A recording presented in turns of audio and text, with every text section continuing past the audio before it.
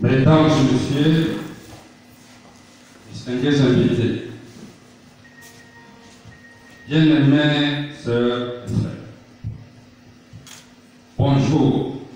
Bonjour. Bonjour. Bananga, moyo en bonjour. Moyo. Moyo kabili. Moyo. Moyo kasato. Moyo.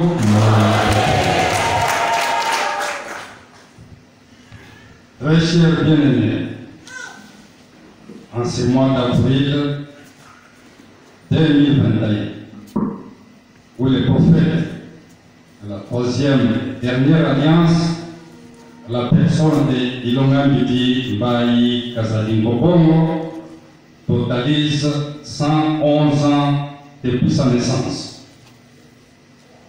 En ma qualité de représentant légal et chef spirituel des 7 saintes communautés bibliques, ensemble avec celui-ci, nous nous retrouvons devant un ultime devoir d'annoncer et de présenter officiellement, sur recommandation divine bien sûr, la troisième et dernière alliance de Dieu le Père conclue avec l'humanité. Cette troisième alliance, dont l'avènement fut systématiquement et malignement caché par les scribes des 2 Premiers Testaments. Dieu le Père l'a conclu, comme le prévoyait son plan, avec la race noire, à travers son élit divin et prophète christique, Bayi Kazadi Kopomo, un Congolais d'origine kassaïenne. À travers cette troisième et dernière alliance, Dieu le Père donne à la race noire son identité spirituelle propre, que nous appelons Antilupa Bundiamkulbamundunfika. C'est ce que le bon Dieu avait fait avec la race rouge en Orient et la race blanche en Occident, respectivement lors de la première et dernière deuxième alliance. Les 2 exposés retenus pour cette conférence, débat, vous en diront plus. Mesdames et messieurs, distingués invités, très chers bien-aimés, pour ceux qui ne le savaient pas, sachez-le aujourd'hui, sans identité spirituelle d'abord et au grand jamais, un peuple ne peut rendre possible et effective son indépendance politico-économique qu'on se le dise. Voilà ce qui justifie qu'au-delà de toutes les excellentes études et conclusions scientifiques sur les potentialités de la République démocratique du Congo, notre pays et notre patrimoine commun, une question mérite d'être posée. Pourquoi au-delà de son positionnement géographique reconnu des hautes stratégiques, au-delà de tous les atouts qu'offre son sol et son sous-sol, qui est qualifié de scandale géologique, mais la République démocratique du Congo demeure toujours sur la liste des pays les plus pauvres. Pourquoi ce paradoxe? Quelle en est la raison véritable?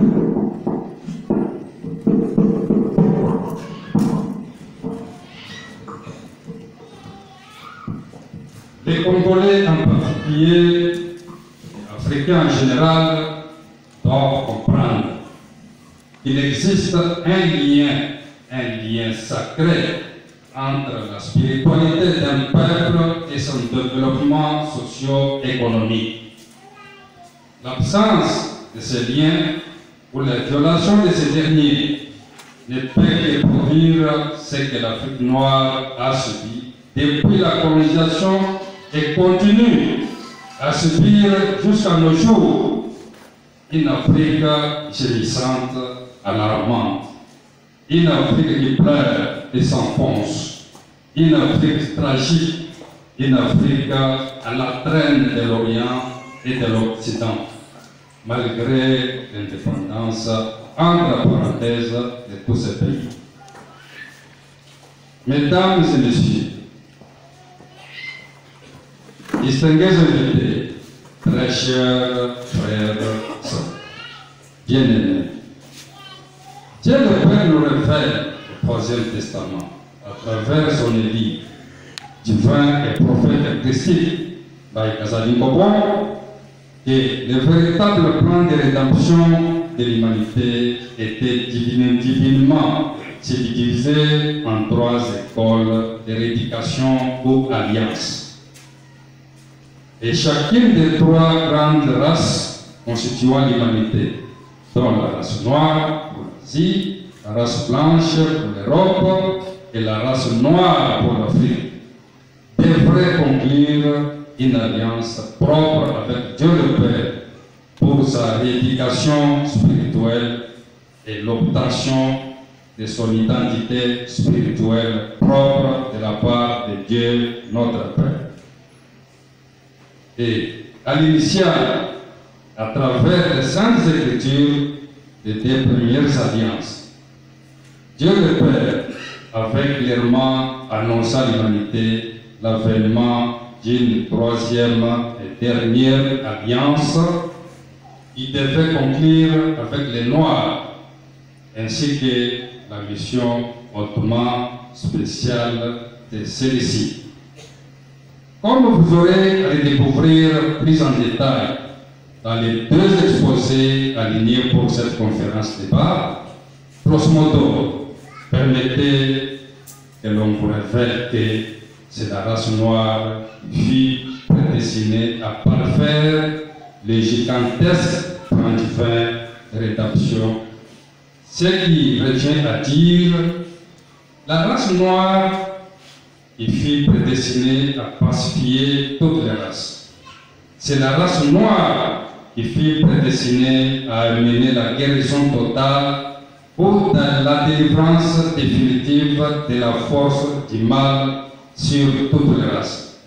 C'est la race noire qui fut prédestinée à apporter de nouvelles saintes lois auxquelles l'humanité doit obéir pour pouvoir progresser vers la perfection. Et enfin, c'est la race noire qui fut prédestinée à apporter de nouvelles connaissances devant permettre à l'humanité de rendre effective la restauration du royaume de Dieu sur toute la race.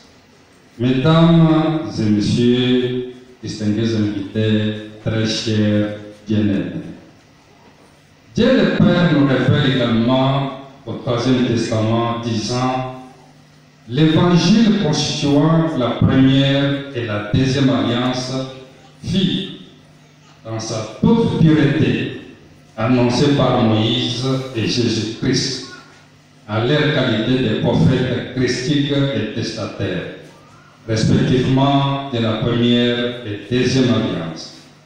Et cet évangile des 2 premiers testaments avait été transmis aux nations dans toute sa pureté par les ministères des premiers disciples et apôtres. Ce n'est qu'après cet évangile a été malheureusement et méchamment falsifié. Toute parole divine étant une lumière qui éclaire, une puissance qui délivre. Le père du mensonge, nous citons Satan le diable, s'était vite rendu compte que l'expansion de l'évangile vrai constituait un danger imminent contre son plan malsain de pouvoir garder pour toujours l'humanité dans l'ignorance et l'emprise du mal. Ces premiers rebelles de l'histoire de l'humanité entrent dans son laboratoire pour y monter un plan démoniaque à 2 volets. Premier volet, s'associer et signer des pactes pervers avec des rois et différents peuples pour faire disparaître tous les vrais disciples et témoins gênants détenteurs des Écritures, des Saintes Écritures authentiques. Deuxième volet, le terrain étant ainsi libéré, après une perception, il va s'en suivre la falsification des Saintes Écritures par la trocanture et la torsion.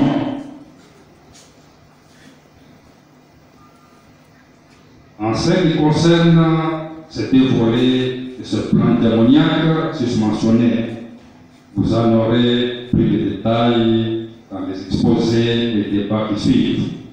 Ainsi, vous comprendrez lors des exposés et débats que la Bible, fruit de la torsion et de la troncanture des Écritures saintes, est ce que Dieu le Père, et ce que Dieu le Père appelle au 3e Testament, ce qui revient à dire que la Bible constitue présentement un instrument d'esclavagisme spirituel. Capitalisant cette occasion, nous tenons premièrement à inviter toute l'humanité à venir lire l'ambidisme et vivre le bidisme.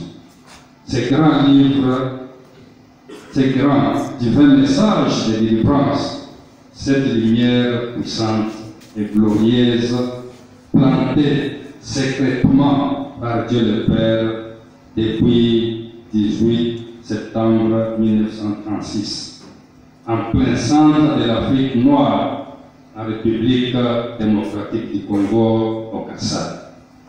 Et donc, ces rayons sont lentement, mais sûrement, en train de partir de cette partie de la terre qui est le jardin d'Éden authentique, longtemps ignoré et caché, vers toutes les extrémités de la terre. Deuxièmement, et particulièrement, nous tenons à réveiller la conscience de l'homme noir, et plus spécialement l'homme congolais, en lui révélant que le Congo, la RDC, République démocratique du Congo, sa nation, notre nation a été élue par l'Éternel Dieu à travers les peuples kassaïens comme un nouveau peuple de Dieu, le Père, appelé à servir des lumières aux nations. Dans cet ordre d'idées, Dieu le Père nous révèle qu'il avait suscité des grands prophètes africains dans les pays. Primo, de réveiller l'Afrique noire et la mettre en position d'alerte et d'attente de la venue d'une religion pure et authentiquement africaine.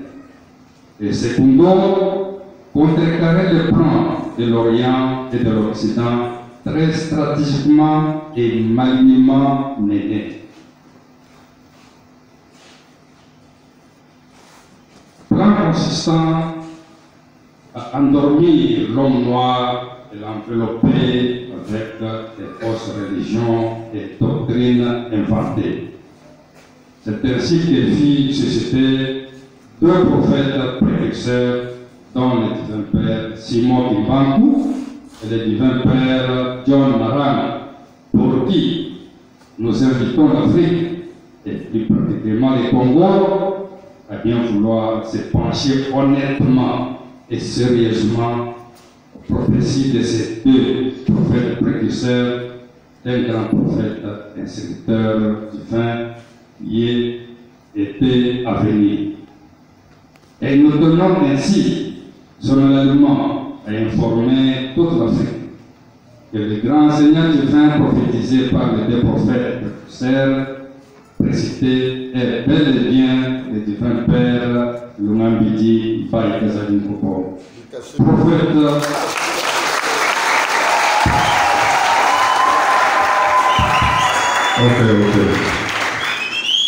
Prophète testataire de la troisième et dernière alliance, c'est Christ cosmique longtemps ignoré et mal connu. Malheureusement, il est ici de signaler à ces points